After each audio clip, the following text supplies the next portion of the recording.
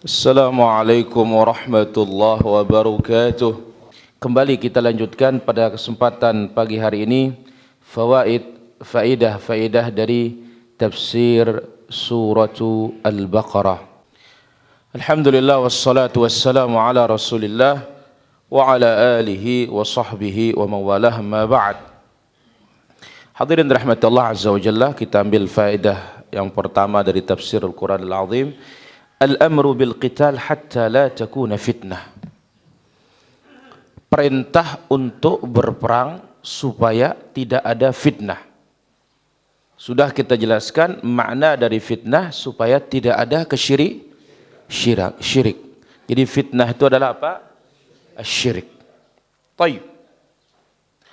Nah, Allah Azza wa Jalla perintahkan memerangi orang-orang kafir dengan firman-Nya hatta la takuna fitnah.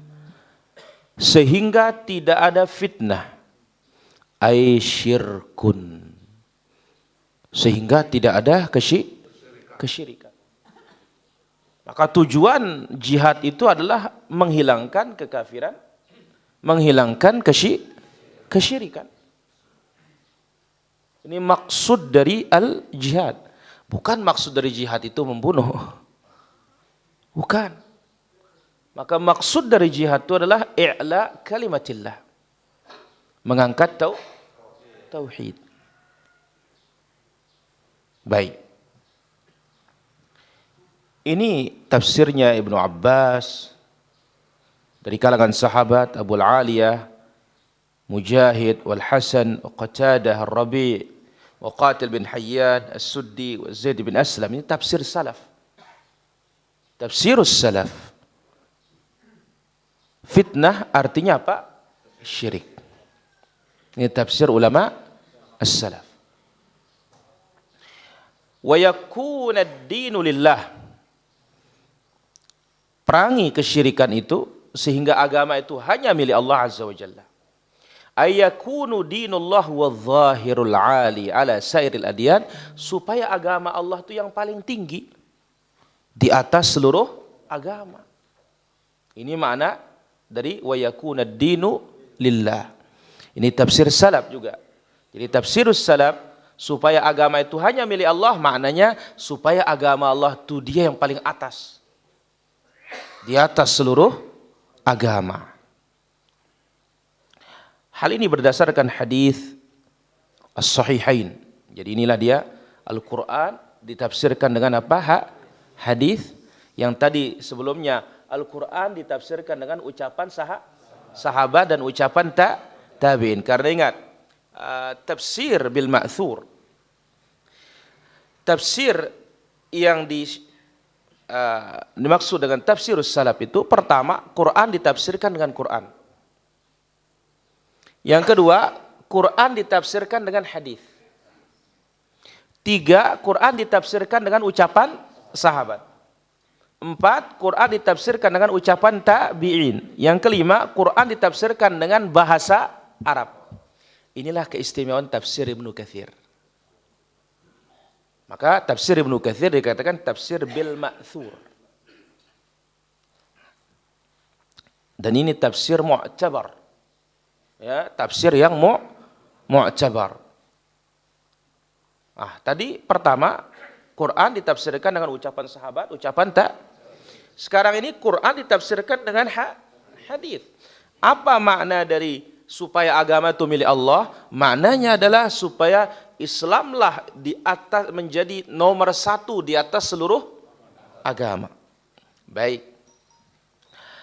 Nabi SAW ditanya tentang seseorang yang berperang karena keberanian, syaja'ah. Perangnya karena Ada juga yang berperang hamiyah,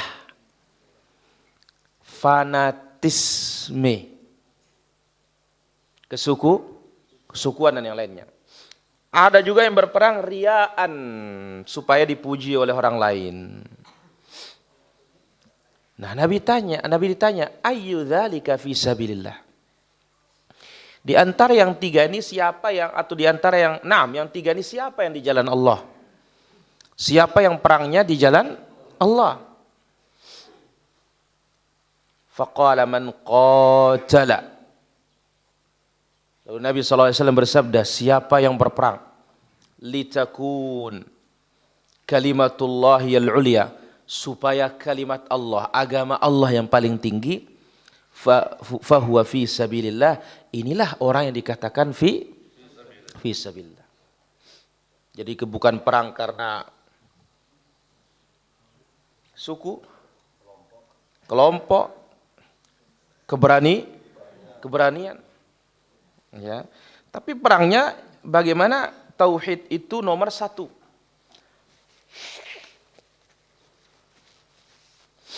Syirik itu hilang dari muka bumi. Baik. Didukung juga oleh hadis yang lain.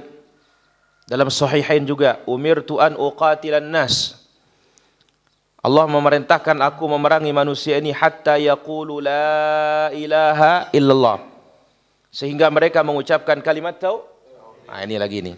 Jadi kita ini berperang demi tauhid. Jadi berperang mengangkat la ilaha illallah. Fa idza qaluha 'asamu minni dima'ahum wa amwalahum illa bihaqqiha wa hisabuhum 'ala Allah. Kalau sudah mereka ucapkan kalimat tauhid, maka darahnya terjaga, hartanya terjaga, hisabnya di sisi Allah Subhanahu wa taala.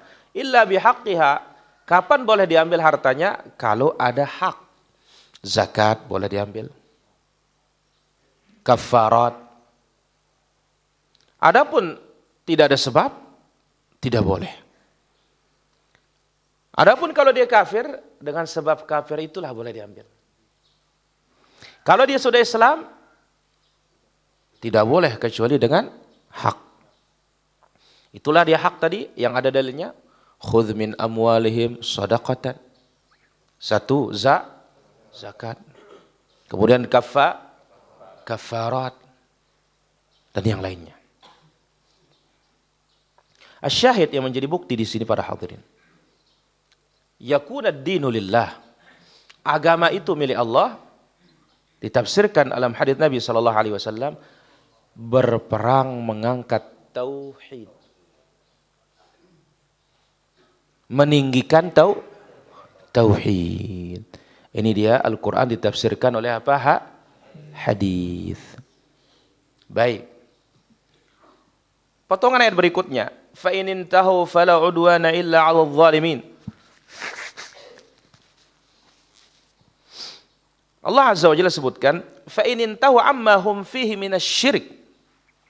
Kalau mereka berhenti syirik, wa qitalil mu'minin, kalau mereka tidak lagi memerangi kaum mukminin, fakuffu anhum, tahanlah diri kalian dari mereka, jangan diperangi lagi. Berarti sebab mereka diperangi, 1 syirik, yang kedua karena mereka memerangi kaum. Kalau mereka tidak memerangi kita tidak boleh memeranginya. Maka itu sebabnya kafir itu terbagi menjadi 1 harbi. Ini yang diperangi. Karena dia mengumumkan terang-terangan peperangan terhadap kaum muslimin. Yang kedua, zimmi. Yang hidup di bawah naungan negeri Islam. Pemimpin Islam. Ini tidak boleh diapa-apain. 3, mu'ahad. Yang ada perjanjian damai. Ya, yang ada perjanjian apa? Damai dengan negeri kaum muslimin. Yang keempat, musta'man, yang minta suaka keamanan, jaminan keamanan. 3 jenis terakhir ini tidak boleh diapa-apain. Yang boleh diperangi hanya jenis pertama. Jadi tidak semua kafir boleh diperangi. Maka Allah sebutkan di dalam suratul Mumtahinah, la yanhaakumullah 'anil ladzina lam yuqatilukum fid din wa lam yukhrijukum min diyarikum an tabarruhum wa tuqsitu ilaihim innallaha yuhibbul muqsitin. Allah tidak melarang kalian terhadap orang-orang yang tidak memusuhi kalian. memerangi kalian. Allah tidak melarang kalian terhadap orang-orang kafir yang tidak mengusir kalian untuk berbuat baik kepada mereka. Ini keadilan Islam. Tapi sebaliknya, ya, apa kata Allah Subhanahu wa taala? Yang kalian dilarang, innama yanhaakumullahu 'anil ladzina qataluukum fid din. Yang dilarang kalian untuk berbuat baik itu kepada siapa? Yang memerangi kalian dalam agama. Ya, jadi ini berarti apa? Semisal. Jadi Islam tidak memulai, kalau mereka memulai, ya, kalau bahasa sekarangnya, ya, engkau jual, kami beli. Nah, ini dia. Baik. Jadi supaya jangan orang Islam dikatakan haus darah. Ya, Islam ini perang terus. Tidak. Islam itu identik dengan kekerasan? Jawabannya tidak. Ada kriteria kapan boleh berperang dan siapa yang boleh diperangi. Baik. Maka ini pentingnya mempelajari Islam dari seluruh sisi. Supaya kita bisa berlaku adil. Kemudian, fa in intahu amma hum fihi minasyirik, kalau mereka berhenti syirik, mereka tidak lagi memerangi kaum mukminin, jangan kalian perangi mereka. Fa inna man qatalahum ba'da dzalika fa huwa zalim. Subhanallah. Siapa memerangi orang kafir yang tidak memerangi kaum muslimin? Perhatikan nih para jamaah. Siapa memerangi orang kafir yang tidak memerangi kaum muslimin? Siapa yang memerangi orang yang tidak berbuat syirik? Maka itu namanya zalim. Memerangi mereka namanya zalim. Wala udwana illa 'alal zalimin. Apa arti wala udwana illa 'alal zalimin? Ya, disebutkan, ya, alla yuqatil illa man qatal. Jangan diperangi kecuali orang yang memerangi. Atau kalau mereka berhenti dari syirik, faqad takhallasu minadh-dhul, berarti mereka berhenti dari kezaliman. Fala udwana 'alaihim ba'da dzalik, maka apa? Tidak perlu untuk dibalas.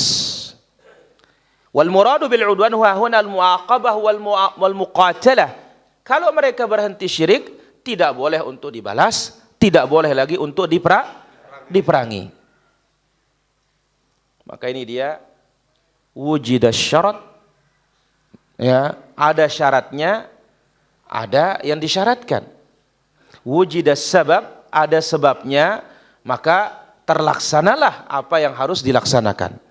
Ada kesyirikan, diperangi. Ada mereka memerangi, maka diperangi. Mereka berhenti syirik, mereka tidak lagi memerangi kaum muslimin, maka kita hentikan peperangan. Faman i'tada ba'da dzalik, faman i'tada 'alaikum fa'tadu 'alaihi bimithli ma i'tada 'alaikum. Nah, ini namanya menafsirkan Quran dengan Quran kali ini. Ya, ayat fa in intahau, kalau mereka berhenti syirik, kalau mereka tidak lagi memerangi kaum mukminin, fala 'udwana illa 'alal zalimin. Maka tidak ada permusuhan, maka tidak ada lagi peperangan kecuali terhadap orang-orang zalim. Nah, ayat ini ditafsirkan oleh ayat faman i'tada 'alaikum fa'tadu 'alaihi. Siapa yang melawan kalian, lawan dia. Siapa yang menyakiti kalian, sakiti juga dia dengan semisal. Lalu apa kata Allah? Ya, bimithli ma i'tada 'alaikum, semisal. Berarti apa? Mereka perangi kita perangi.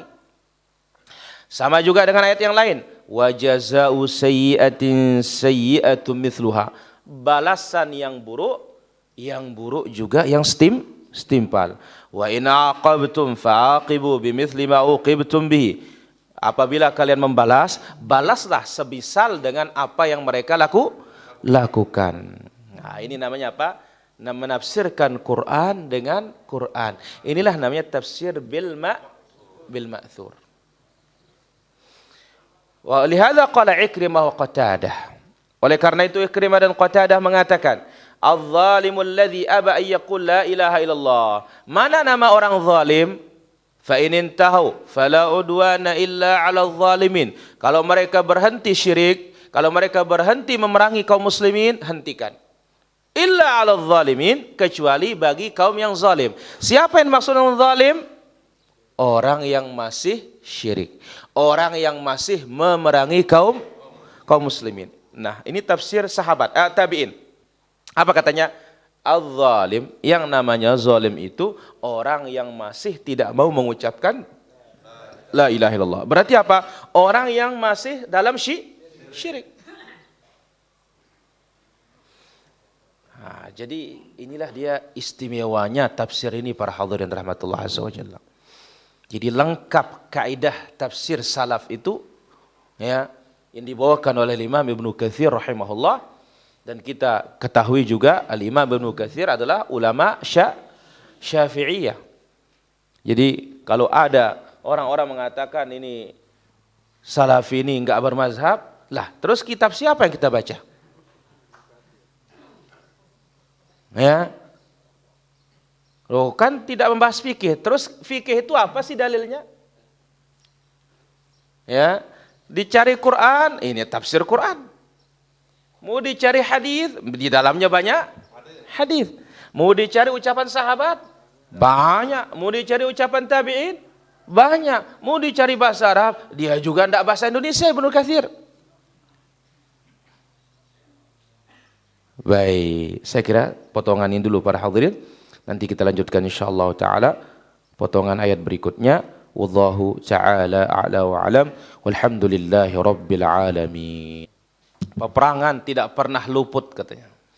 Luar biasa Bu saya. Ya, artinya perang terus. Nah, bagaimana? Kadang-kadang dia menang, kadang-kadang dia kalah. Pertama yang namanya perang seperti itu Abu Sayyaf. Ada menang, ada. Tapi ingat kaum muslimin berperang melawan orang kafir, ketika dia kalah berarti ada kekurangan pada dirinya. Sebab Allah mengatakan wa inna jundana lahumul ghalibun. Tentara kami pasti menang. Tapi kok bisa kalah kaum muslimin? Berarti dia harus introspek, periksa diri. Karena sebenarnya enggak mungkin kalah. Sebagaimana kata Syekhul Islam rahimahullah, la tadhunnu anna al-aduwa ghalab. Jangan mengira musuh itu menang. Tetapi kenapa kok bisa kalah kaum muslimin? Dikarenakan sang penolong tidak mau menolong kita.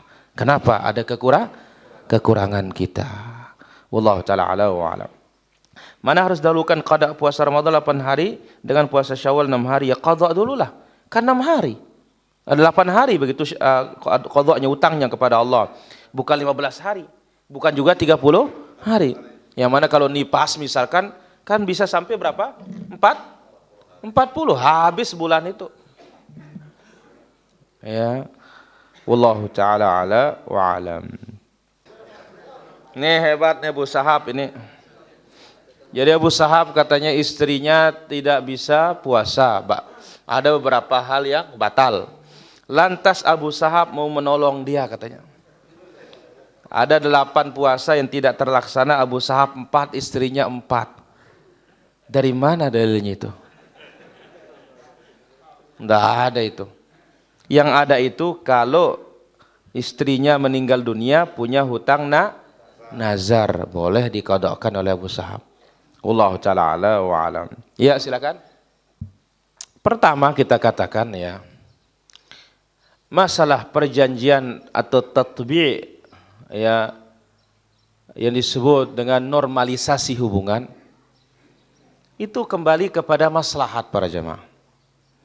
Sebab Yahudi sekarang dengan Yahudi zaman Rasul sama saja, Yahudi sama memang pengkhianat. Bagaimana Rasul ketika di kota Madinah, ketika tidak punya kekuatan, damai. Jadi kembali kepada maslahat dilihat oleh apa pemimpin. Ya. Namun ketika suatu pemimpin tidak mau normalisasi, itu hak dia. Ya. maka kembali kepada maslahat. Ya, kembali kepada maslahatnya. Meskipun jelas ya tidak pernah akan ridho Yahudi dan Nasrani ini. Dan kebencian harus tetap ada di hati orang-orang beriman terhadap al-Yahud, terhadap ahlul kufur. Ya, wallahu taala ala wa alam. Kenapa? Itulah praktek Rasul itu yang kita lihat para hadirin. Praktek apa? Rasulullah sallallahu alaihi wasallam. Ya.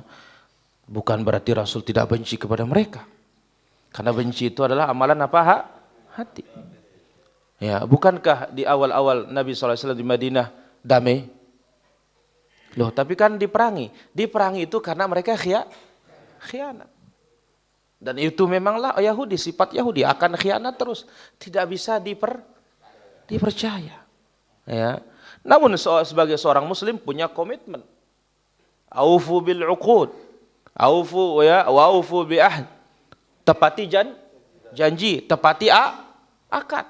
Kalau tidak berkhianat, kita tidak akan membatalkan. Wa hakadha. Wallahu taala ala wa alam. Punya teman sekolah 2 orang saling bersahabat dari kecil, namun mereka berdua mengakui diri mereka mengikuti sufi, menyebarkan ajarannya. Apakah termasuk ahli bid'ah? Kalau menyelisih prinsip-prinsip ahli sunnah wal jamaah dalam masalah akidah, ya jelas, ya itu namanya ahli bid'ah. Tetapi bukan dia kafir, dia muslim, tetapi apa? Menyimpang. Wallahu taala ala wa alam. Baik, silakan ada lagi pertanyaan. Kita katakan, ya kalau mereka bagian dari kekafiran tetap juga boleh diperangi. Karena Nabi SAW ketika menjelaskan kepada para tentaranya, qatil man qatal, perangi yang memerangi. Jangan bunuh anak kecil, jangan bunuh pula wanita, jangan pula bunuh orang yang di dalam tempat ibadahnya. Adapun yang punya andil boleh diperangi. Ya, Allah taala ala wa alam. Ada lagi pertanyaan? Lanjut Abu. Kalau dia apakah dia itu? Mana buhur, ada buhur? Yang datang Rohana. Nah, apakah dia ikhlaskan 10.000? Siapa dia ini? Disedekahkan amalnya ini 10.000 dengan ikhlas. Kalau berbeda dia 100.000 tidak ikhlas. Bagaimana hukumnya ini? Yang ikhlas diterima, yang tidak ikhlas tidak diterima. Jelas Abu? Alhamdulillah. Ampun songkoan ini la ilaha illallah. Luar biasa nih, Masya Allah. Baik. Wallahu ta'ala ala wa ala.